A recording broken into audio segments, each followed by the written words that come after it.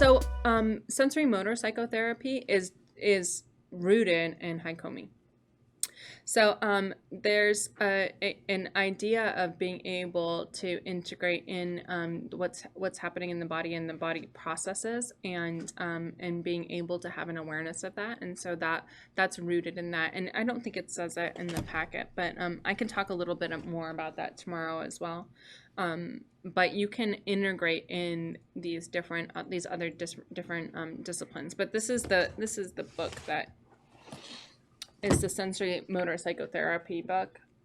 It's a big one, but again, it has lots and lots and lots of exercises, and they're copyrighted, so I can't make you copies of them.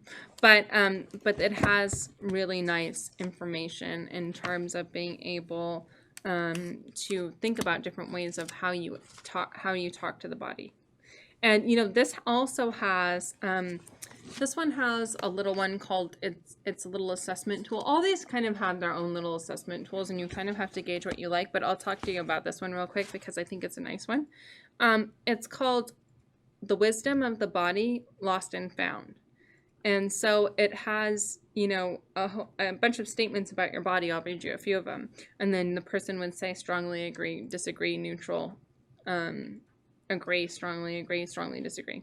So it's, I feel that I'm connected to my body. I view my body as a problem. I ignore my body.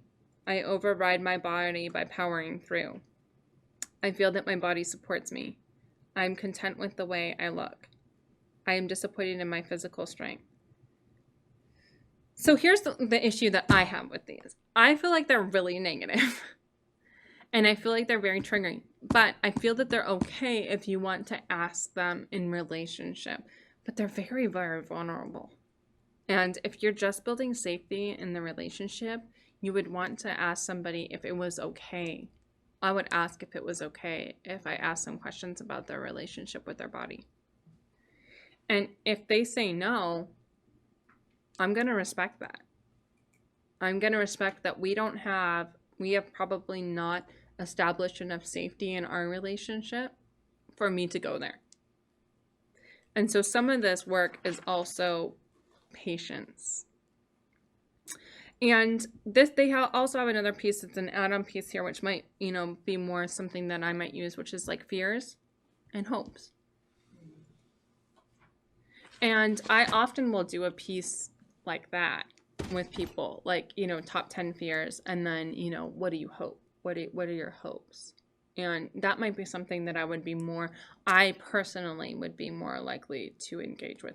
It's not that I'm afraid to go into the negative stuff, but I know that with most people that are disconnected, there is so much heavy shame, feeling, relational, and sometimes relational embarrassment about their bodies and the way that their bodies have reacted or not reacted in relationship and in relationship to abuse that's pretty powerful.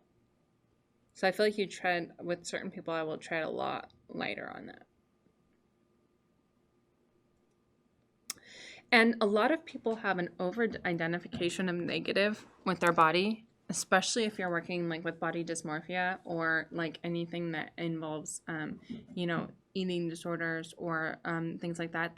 That's like they sit with the body is like a negative, out of control piece.